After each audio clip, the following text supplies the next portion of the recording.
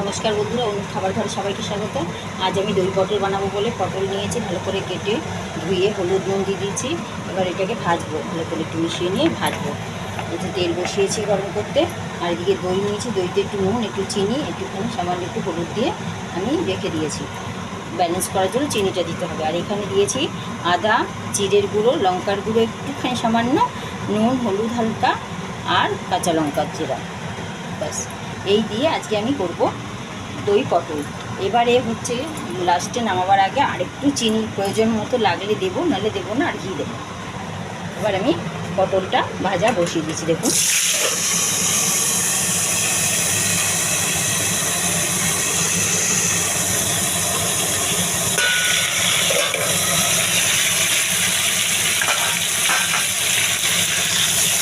পটলটাকে খুব সুন্দর করে ভেজে নেবো, তাহলে খেতে ভালো লাগবে।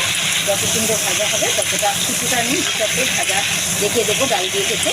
আর বাকি পটলগুলো দিয়ে আমি এই দই পটলটা করবো।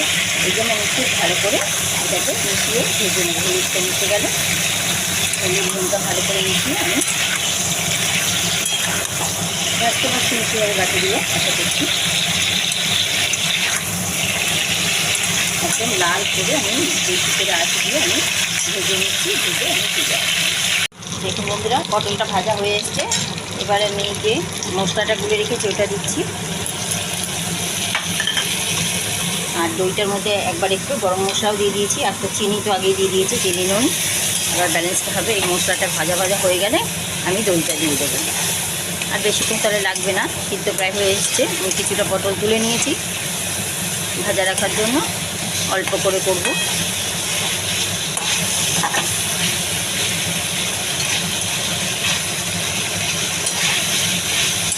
খুব ভালো করে মশলাটা যদি কষানো হয়ে যায়, তারপরে আমি দইটা দিয়ে আবার একটু কষাবো।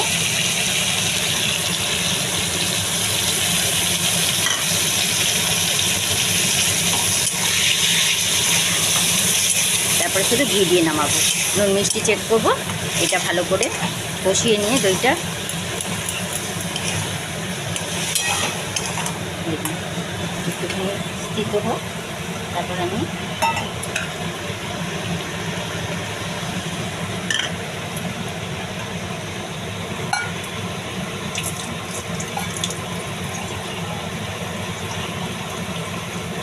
ভালো করে ফুটতে দিয়েছি। এইভাবে আপনারা বানিয়ে খেয়ে দেখবেন, দারুণ টেস্ট লাগে। গোটা পটল দিয়েও করা যায়, চিড়ে চিড়ে হাফ হাফ করেও করা যায়, এরকম লম্বা করে, কোনো রকম চৌকো করে, যে যেমনি করে খাবেন মোটামুটি টেস্ট হওয়ারই কথা।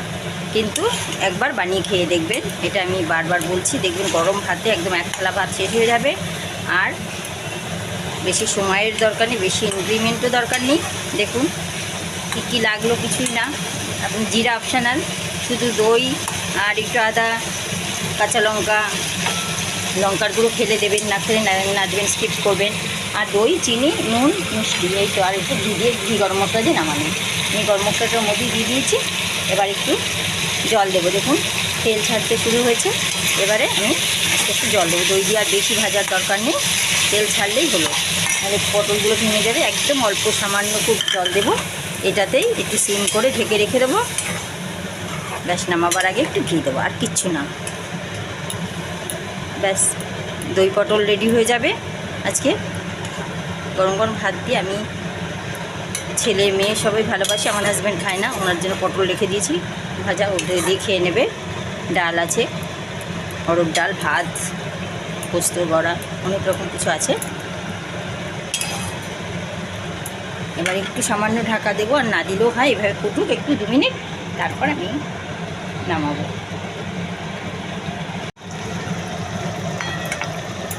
দেখুন বন্ধুরা, হয়ে এসছে। আমি এবার একটু ঘি দিয়ে দেবো, খুব বেশি না, অল্প তো পটল, অল্পই দিলাম। এবার একটু উল্টে পাল্টে দিয়ে আমি নামিয়ে দেবো। এইভাবে আপনারা বানিয়ে দেখবেন, খেতে কেমন লাগে অবশ্যই জানাবেন। কে কোথা থেকে দেখছেন কমেন্টে জানাবেন। ভালো লাগলে অবশ্যই লাইক শেয়ার করবেন। ফেসবুক থেকে দেখলে ফেসবুকের পেজটি ফলো করবেন, আর চ্যানেলে নতুন হলে চ্যানেলটি সাবস্ক্রাইব করবেন। সবার আগে আপনার কাছে রান্না পৌঁছে যাবে। ভিডিওটি দেখার জন্য অসংখ্য ধন্যবাদ। দেখুন আমি এবার নামিয়ে রেখে দেবো। ঘি দেওয়ার পরে আর বেশি জল দেবো না।